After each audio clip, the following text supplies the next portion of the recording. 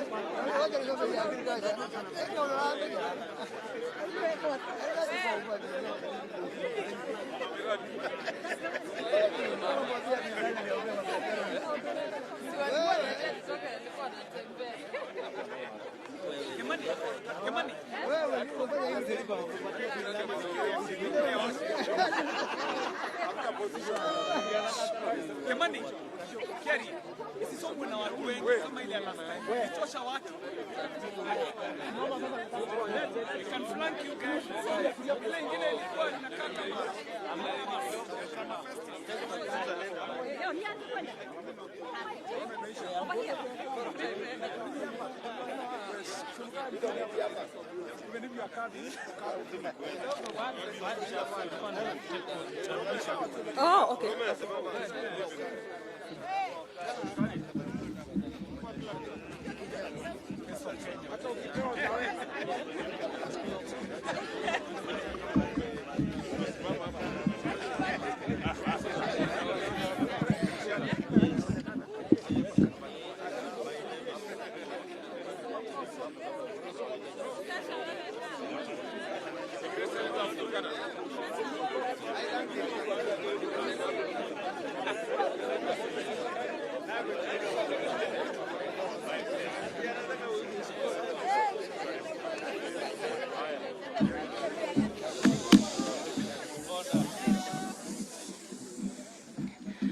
Thank you.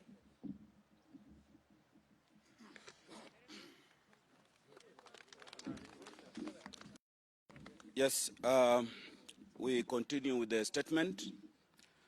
Breakdown of the rule of law. The state is pushing the country towards the collapse of the rule of law and emasculation of oversight of institutions. Worrisomely, we are witnessing the return of detention without trial through the misuse of the police and the criminal justice system, where individuals are held without the benefit of a judicial hearing. The courts should not allow themselves to be intimidated and weaponized for political purposes by the political actors in privileged positions. They should stand firm and uphold their independent constitutional mandate to uphold the rule of law and protect human rights. We urge the Chief Justice and the entire Judicial Service Commission to address this worrying trend and safeguard the independence of judiciary.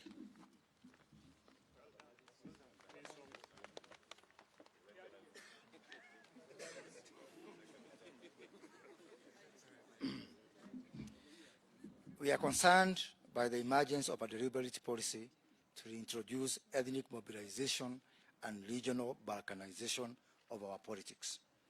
This follows a perverse big tent political model where self-appointed ethnic chiefs are invited to dictate and also eat on behalf of their people. The tragedy of this model is that it makes ethnicity to be the focal point of politics, turning toxic ethnic contestation into the key feature of our democracy. For a long time, the country has yearned for an issue-based political discourse. The Hustler Nation's agenda and platform rest on such a pedestal. This is why we have consistently endeavored to shift national discourse from the retrogressive and divisive politics of tribe to a new conversation that is inclusive and focused on a bottom-up empowerment approach. It is the only way to meaningfully harness the dividend of democratic governance and realize the promise of shared prosperity. We intend to broaden the base of participation and contribution to nation building and extend the reach of our prosperity. We reaffirm our commitment to focus our political and intellectual energy to this issue-based conversation and shall continue to reject the invitation by our competitors to a narrow, selfish, and visionless agenda based on tribe, regions, and ethnic political kingpins. The Hustler Nation is about empowerment. It is not about power. It is about jobs, not about positions. It is about enterprise, not about entitlement. More importantly, it is a promise of creating possibilities that ensure that every dream stands a chance to become a reality. It is not a contest between the rich and the poor. Every one of us is a hustler in the sense that we've had to overcome so many challenges in life. In this country, so many people for so long are used to a top-down approach. We realize the agony of them trying to get used to a bottoms-up approach. Thank you.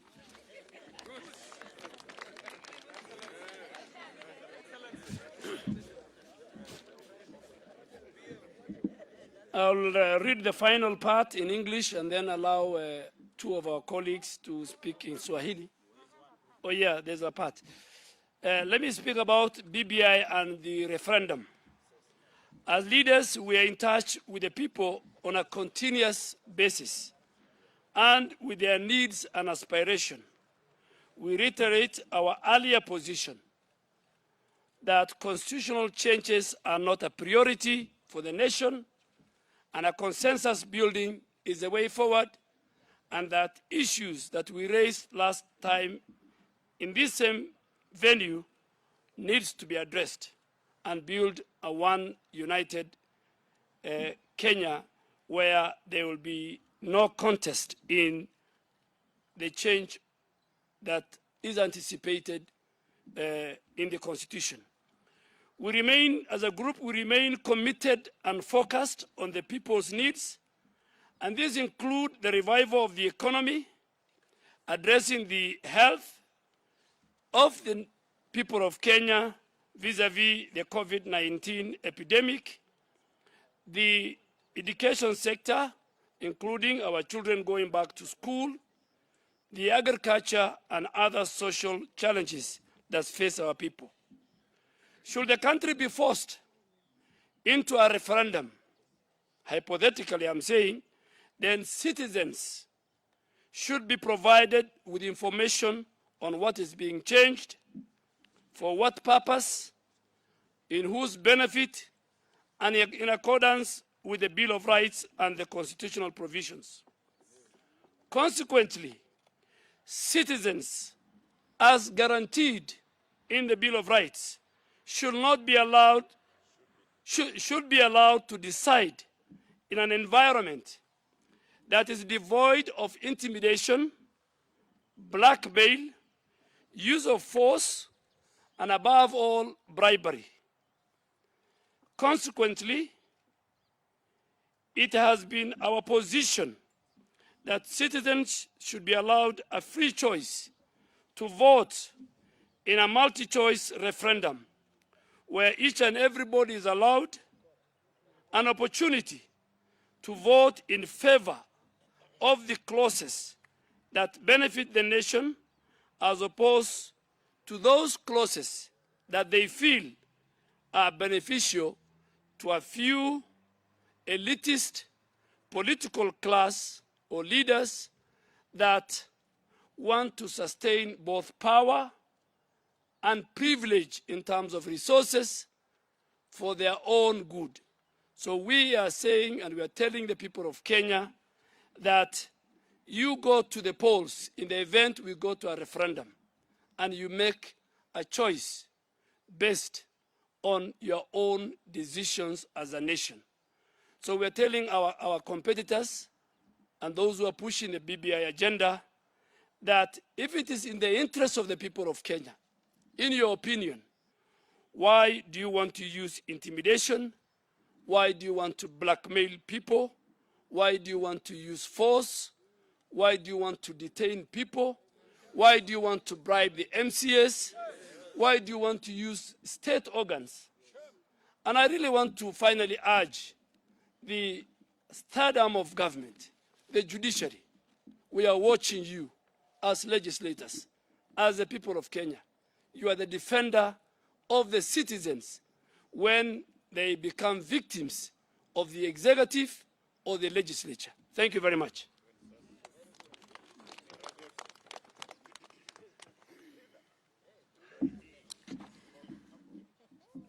In conclusion on our agenda today, as a caucus, we agreed to focus our energies in championing of pro-people bills. And in particular, we looked at key parliamentary or legislative proposals that have been before the House or are before the House currently. And we looked at the agriculture sector, where we noted that the AFA Act that was passed in 2013 did a great disservice to the agricultural sector in this country, because what it did was to amalgamate all the boards of the various parastatals into one big institution called AFA, that has therefore meant that there hasn't been real focus and real attention being paid on key issues affecting various farmers in different areas. In particular, we saw the boards, we saw less focus on the tea board, coffee board, dairy board. All those boards need to now be separated so that we can be able to put more energy and more resources. So to this end, we will be pushing for the operationalization of the Tea Act that was passed last year in December. We will be looking at ensuring that the coffee bill, the proposed coffee bill, sugar bill, crops amendment bill that in particular looks at cashew nuts, coconut, and bixa. And we'll also be looking at Mira, which currently lacks legislation, and there's a problem of market linkages between the Mira farmers and the markets within the country and out of the country. We'll also be looking at livestock to ensure that there's proper legislation around livestock and market linkages of the same. And we will be looking at the nuts and oil bill that is being proposed so that we can be able especially to give more support to our farmers in coastal area, in particular those that are dealing with coconut, cashew nuts, and also macadamia across the country. So those are some of the things that we'll be looking at going forward. And we have also discussed the whole issue of unemployment. And you know that as members of parliament, we believe that it is time to start thinking about using a bottom-up approach in the policies that we make as a nation. And we know that many people are challenging what is this whole narrative that we have for the hustler nation. And they're saying it is time to place the issues that affect the people at the bottom pyramid of our country on the table and make sure we come up with policies and come up with legislation that will help improve this lot of people who are the majority in the country. That is what it means for us to push the narrative of the hustler. And so you're going to be seeing a lot of pro-hustler proposals and legislation coming before the House. We'll be looking at how we can create more employment for the people that are at the bottom pyramid. We'll be looking at how we can improve the skills of those people and ensure that they can earn a decent living going forward. So that will be the most important agenda for us, and you'll expect that we'll use our numerical strength to make this happen, because we have the numbers, as you can see, and we are asking the rest of the members of parliament to support us in this critical agenda. In conclusion, as leaders from diverse backgrounds, we reaffirm our commitment to pursuing the peaceful coexistence of all our people, building on our national unity, revitalizing the economy, and promoting a democratic culture of issue-based politics. Thank you, ladies and gentlemen.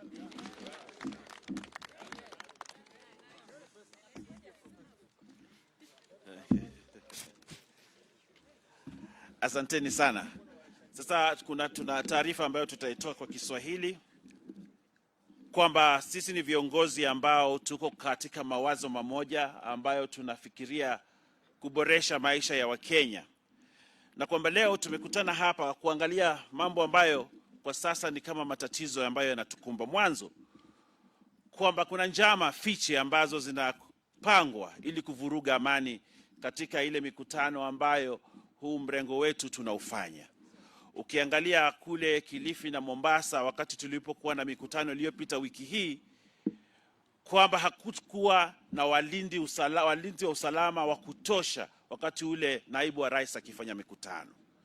Na hii ni kwamba tunapata nafasi ya kwamba wale ambao wanataka kuvuruga amani katika ile mikutano wanapata nafasi ya kuingia pale.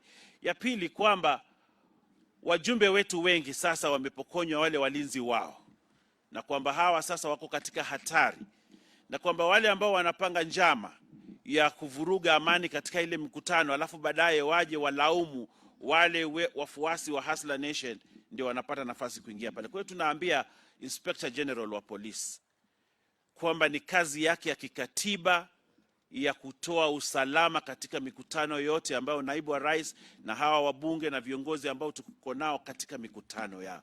Hiyo ni kazi yake kikatiba na lazima aifanye kama vile katiba inasema. Asibague hawa wale. Manake katiba haikumwambia abague. Yeye lazima atoe usalama kwa kila mtu. Na hiyo sio tafadhali. La muhimu tena ni kwamba sisi kama jamii ya Hustler Nation na vile tukiongea na watu wetu kule, tunasema kwamba hatutaki taifa la Kenya lirudi katika ile miaka ya 60 na 70 na 80. Kwamba hayo mambo yamepitwa na wakati. Demokrasia Kenya imeimarika. Kwa hiyo lazima taifa la Kenya liendelee mbele na amani, na hatutaki kurudi katika zile siku za nyuma za giza ambazo zilitatiza Wakenya wengi. Sasa tunapiga kusonga mbele, sio kurudi nyuma kama Wakenya.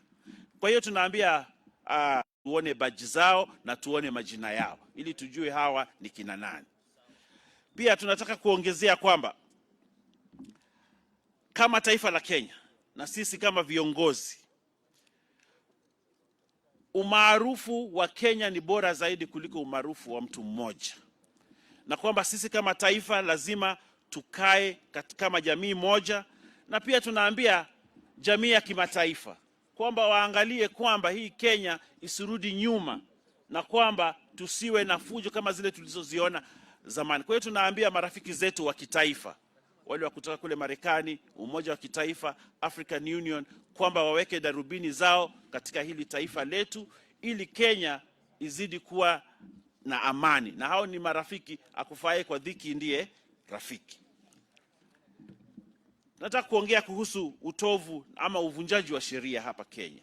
Na nisikitiko kwamba serikali inaweza kujitumia ama kutumia maafisa wake ama vyombo vya usalama kuvunja sheria. Tumeona kwamba sasa watu wanawekwa vizuizini bila kupewa nafasi ya kujitetea katika taifa hili letu la Kenya. Na tunauliza mahakama kwamba isikubali kutumika mahakama kuvunja sheria, ama vyombo vya usalama vya kitaifa kama vile polisi wasikubali kutumiwa kuvunja sheria. Na pia tunaambia mahakama wasitumiwe kama vyombo vya kuharibu mambo ya siasa hapa Kenya. Tumeona watu wetu wengi wakipelekwa mahakamani sio kwa sababu wamevunja sheria, lakini kwa sababu wanataka kusukumwa huku na pale. Kwa hiyo tunaambia kwamba mahakama ikatae kutumiwa katika mambo ya kisiasa na isimame kulinda haki za binadamu na haki za Wakenya wote. Kwa hiyo tunawaomba sana mahakama wasimame na sheria na wasimame na ule mkataba ambao tuliwekeana Wakenya katika ile sheria kuu ya Kenya. Jambo ambalo ni muhimu tena ni kwamba tumeona formations za kikabila, kwamba sasa hii Kenya inagawanywa kwa mikabila, kabila hili, kabila ile, na hiyo sisi tunaona kwamba inaashiria mambo mabaya tukiingia katika uchaguzi wa 2022, kwamba ukabila isiwe ndio ngao ya kutafuta uongozi hapa katika hili taifa la Kenya. Na wale ambao wanatafuta ukabila kama nguzo yao ya kutafuta uongozi, tunawaombea washindwe katika jina la Yesu. Kwamba hili taifa la Kenya sasa sisi tunataka kumaliza mambo ya ukabila, tunataka kuangalia Mkenya kama Mkenya. Wakenya wale maskini ambao hawana nafasi wapewe nafasi ya kupanda juu, waendelee na maisha bora zaidi. Tumeona hapa Kenya watu walikuwa maskini wamepanda polepole mpaka wamefika pale, sasa wanaheshimika na wametoka katika uchochole. Lakini tukitumia mambo ya ukabila, tunatafuta nafasi kubwa za uongozi kwa watu kidogo na kuacha wale maelfu wa Kenya wakiwa pale chini. Kwa hiyo tunataka kusema kwamba sisi tunaona kwamba watu wote ni wa Kenya na sio watu wa kabila hili na wa kabila hili. Sisi tunataka kutoa watu katika umaskini na katika ule uchochole wapande pale juu, na hiyo ndio philosophy ya Hustler Nation. Na sisi tunasema kwamba Hustler Nation ni kwamba watu wawezeshwe, wale ambao wako chini wawezeshwe, wapande pale juu. Sio wale ambao wanatafuta mamlaka kwa kupitia wale wa chini, alafu baadaye waje wawaache pale chini. Sisi tunasema kwamba ni wakati wa kila Mkenya kupata nafasi ya kuboresha maisha yake. Na hiyo ndio philosophy, na hilo ndio maneno ambayo sisi tunataka kuambia Wakenya, kwamba kila Mkenya ambaye yuko katika hili taifa ako na nafasi ya kupanda kutoka pale yuko, apande juu na endelee na maisha. Sio kutengeza mamlaka na kupatia mamlaka watu kidogo ukifikiria kwamba umebadilisha taifa. Kwa hiyo nikimalizia, nataka kusema kwamba mambo ya BBI na referendum, priority ya Wakenya sasa ni kuboresha maisha yao, sio mambo ya BBI.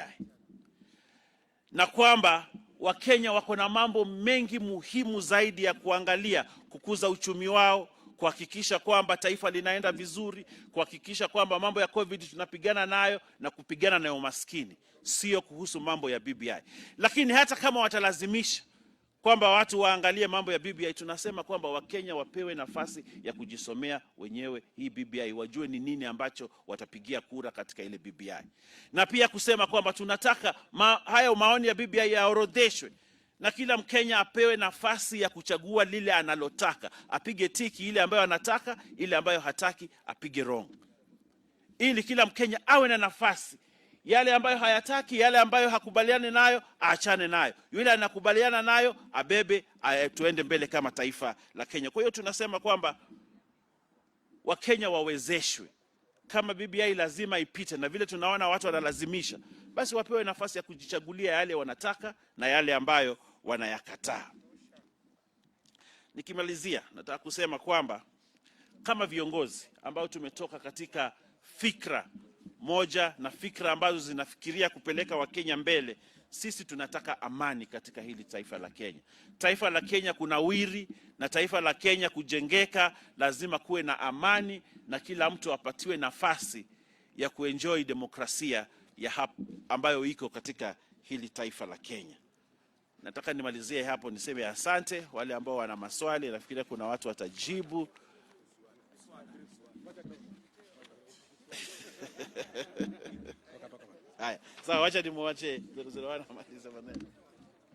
We also discuss the unfortunate utterances from one Junet Mohammed, bordering on incitement and hate speech against a person with disability. And these have been a trend, and we know and we have witnessed in our neighboring countries. Such trends, when they start, then persons with disabilities are sacrificed for witchcraft and sorcery. And it cannot be a coincidence that we have lost one Christopher Nderito just last week through a road accident by a GK car, and yet the police spokesperson denied knowledge of that GK car Yet we know every GK car have a work permit that show who is in the car and where is the car going to and who is the driver. We have also lost a girl with cerebral palsy, 12 years old, in Isiolo, called Nimo Nabale, after being raped and killed and body mutilated. So we have also discussed the issue of persons with disabilities. And we condemn such utterances from leaders. Thank you.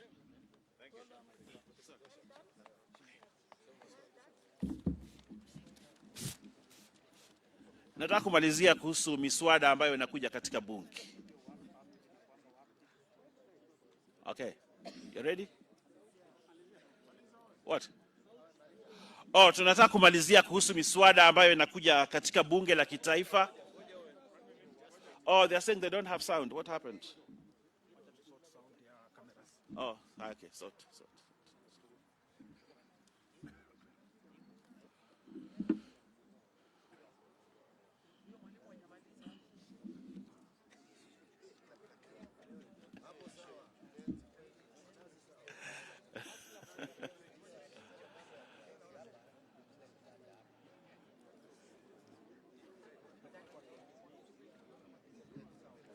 Sound sawa bado?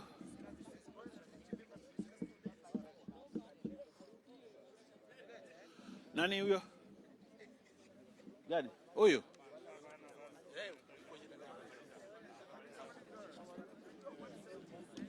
Sauti mmepata?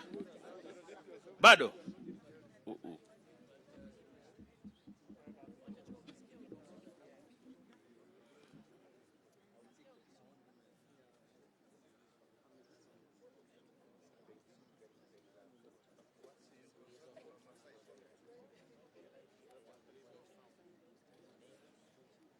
Bado.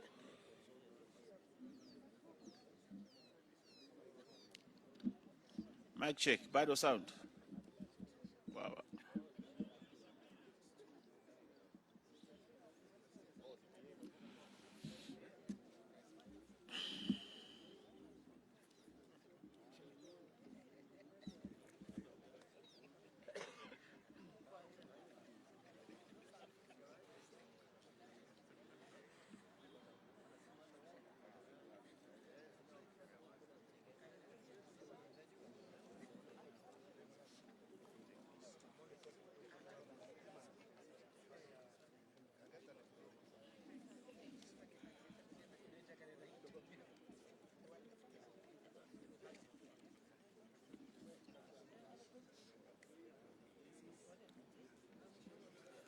Sawa, haya sawa. Tunataka kuongea kuhusu miswada ambayo iko mbele ya bunge kwa sasa, miswada ambayo ni muhimu kwa Wakenya, ambayo sisi tunataka kupatia kipaumbele bunge likifunguliwa, na kwamba hawa wabunge ambao wako hapa watapatia support hii miswada. Mwanzo kuna ile T Act ambayo kwa sasa ilitiwa sahihi, na tunaomba serikali kwa sasa ihakikishe kwamba wamefanyia operationalization ya T Act kwa haraka sana, ili wale wakulima wa chai wapate manufaa ya ule mswada ambao ulipita pale bunge.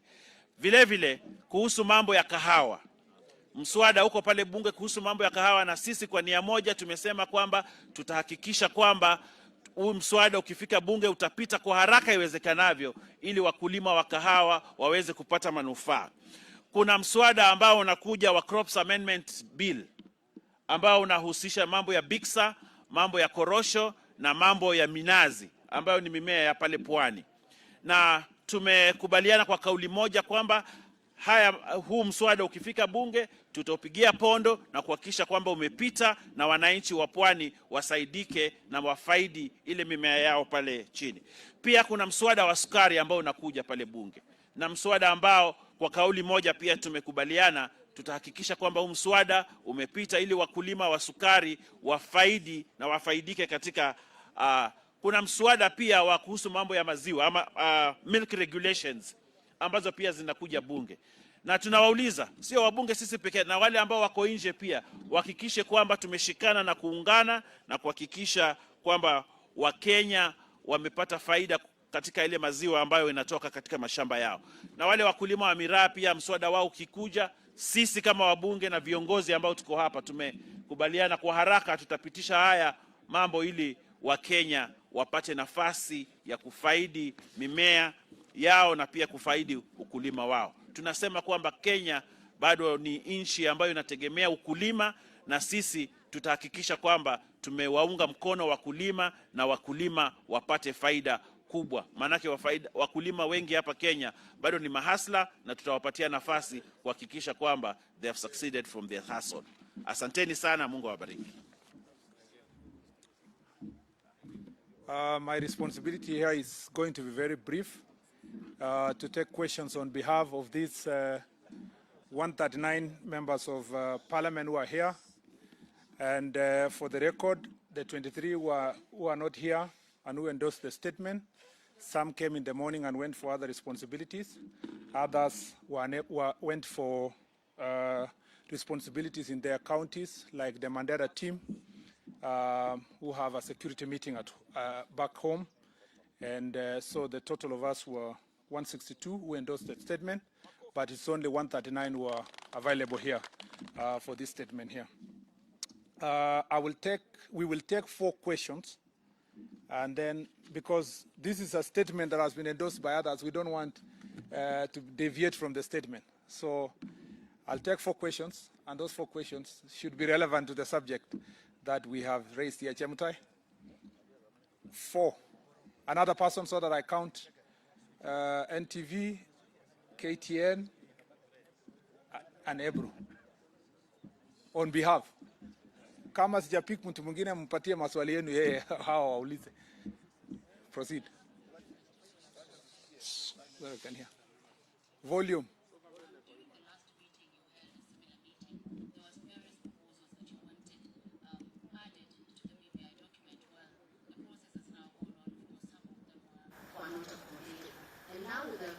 Having moved to the assemblies, my question would have been to the Deputy President himself. What is your message to the county assemblies that are leaning towards you, the MCAs as they go to vote? Should they support it? Should they reject it, even as you continue to agitate for multiple church referendums? Thank you. Second question. Good afternoon, Majority. Good afternoon. Karim. My name is Kevin Murray. Of course, we know you, Murray. Proceed. You seem to be popular behind here.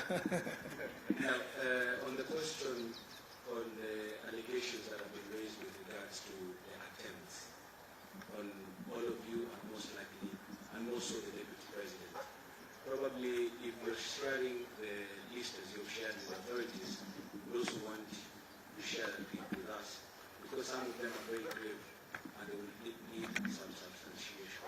Thank you. On the security issues. Okay. Eliphas? My name is Jeff Kirui, sorry. Yes.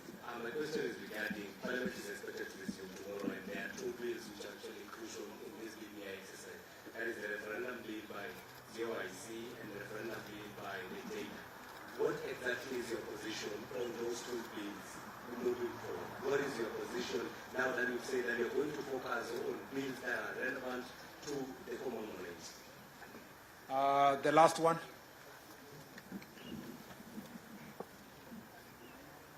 I'm Amber from Deputy. My question was directed to the President. Maybe it's about the security question, and you never actually come out in public and think that your life is in danger.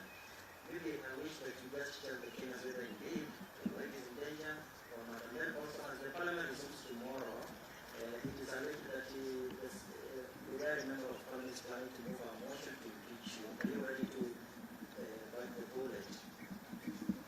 Okay, thank you. I will group these questions into 3. There is the question of BBI, which Honorable Duale will respond. There is the question of security, generally for security, the 2 questions on security from Muredi and Kayemba, and will be answered by Senator Susan. I'll leave Duale to be the last one. Wait, hold on, Senator, Leader Majority. Yeah, you'll be the last one. And then the question of impeachment will be answered by Linturi, and I'll start with that one. Linturi, please.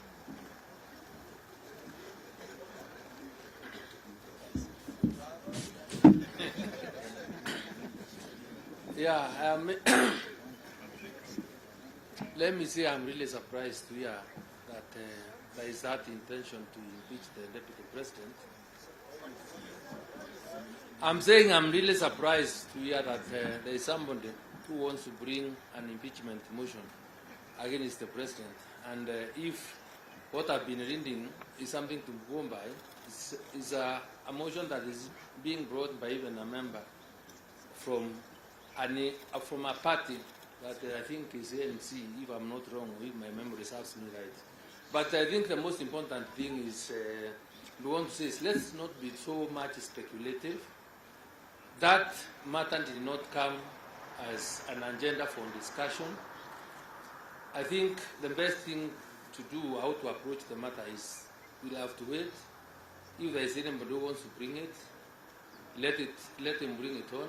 And I think when it finds its way on the floor of the House, then the members of Parliament will deal with it as at that time. So for now, I don't think it's anything that really worries us as a caucus or as a team. Thank you. On the question of security, I will request Honorable Ali Swaume to respond.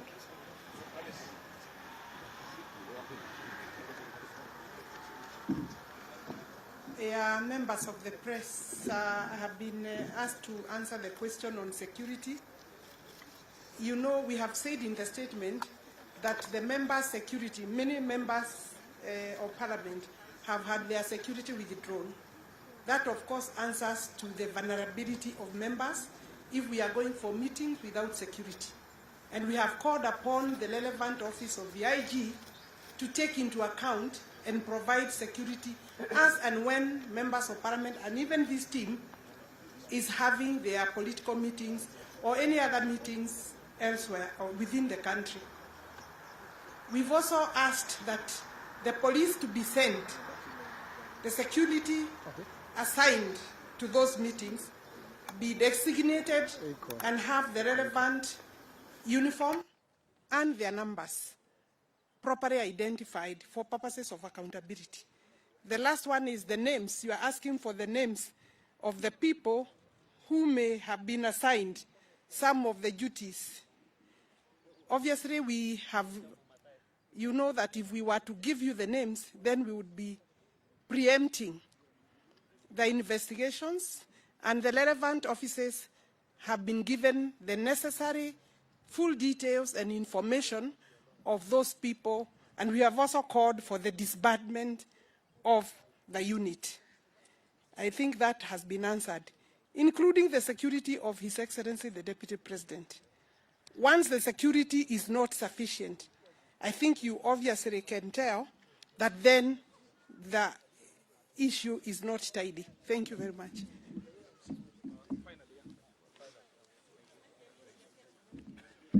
I have two issues, or three issues to answer. One, let me help my brother Linturi on the matter of impeachment. An impeachment of a deputy president, from my experience as a former leader of majority, who was there when Amos Kimunya was impeached, who was there when Moses Wetangula was impeached, who was there when Minister Kaimenyi survived. I was there when the process of impeaching Anne Waiguru was there. It's not a birthday party. It's not a walk in the path. And you look at the person who is driving this. You go dissect Ayub Savula. And then you understand that the carrier of the matter doesn't deserve a comment. But let me tell you for free. Let me tell you for free. And I want to tell them and dare them. I want to dare them. Let them not discuss the impeachment of the deputy president in bars, in funerals, in the apartments of their girlfriends. Let them bring it to the floor of the House, starting tomorrow, Tuesday, when the House resumes. So we dare them, whether, here, we are telling them, all of them, the ODM, the ANC, the Wiper, the Kelewekes, please go sit somewhere, bring the impeachment. We are ready for you. On the issue of BBI, we said it's not our priority, it's not a priority for the country. We have said it that consensus is the route so that we don't have a divisive referendum that divides the country. But our competitors are the architects of ethnic mobilization, ethnic and regional balkanization. Their intention is to divide the country. And we are telling them, whether you bribe the MCS, whether you do it, ultimately, and that's why it's called a popular initiative, under Article 250, I think, 1 of the Constitution. It is popular initiative because it belongs to the people. It doesn't belong to IBC, it doesn't belong to the MCS, and we are saying, if worst come to the worst, give the people of Kenya their democratic right to choose from the menu, that the people of Northern Kenya can choose, the people of Mount Kenya can choose, the people of Nairobi can choose, the people of the Rift and Western and Nyanza can choose. Do not force people on an item that they have a constitutional right, which is called a popular initiative. I think the final question was on the bills before the House. There are two bills before the House on referendum law. One is with the COIC, chaired by Honorable Kioni, and the other one is with the JLAC, chaired by Honorable Muturi Kigano. The Speaker made a communication that ultimately he doesn't want to have two parallel bills. So when we go back, that is a function of the House Business Committee, that's a function of the committees. When those bills come to the floor of the House, as a group, we will make our position known both in the second reading and in the third reading, in both houses. And I want to make it also very, very clear that this BBI should not be proposed. The proponents are in a dark room. Take it to the people. Explain to the people. And I was very, very shocked. Very shocked. And I want to challenge him, the former Prime Minister, lying openly that if BBI passes, Turkana County will get 20 million. I want to challenge him. 20 billion. I want to challenge him. There's mathematics, you know. I remember the little algebra I did when I was in school. And quadratic equation. Turkana in the formula in BBI. And I want them to challenge me. And I'm challenging them to a contest. Turkana, Marsabit, Isiolo, Tana River, Lamu, Samburu, Wajir, Mandera. If BBI passes, the Tharaka Nithi, they are the 8 counties that are losing. I'm challenging the ODM brigade led by the former Prime Minister. Don't lie to the people. At your age, you don't lie. No, at your age, no. At your age, you don't lie. And I want to thank the governor of Turkana. I want to challenge them. In that formula in BBI, if you do the mathematics, Mr. Odinga, if you do the mathematics, Turkana County now is getting 11 billion, Turkana County will get 9.8 billion. I'm not saying it. So you can see a whole proponent of BBI is lying to the people of Turkana. And the same thing, he wants to come to Mandera and lie. And if you go to these counties, in fact, the 2-3 worst counties that are losing over 2 billion is Isiolo, Lamu, and Tana River. Thank you very much. God bless you.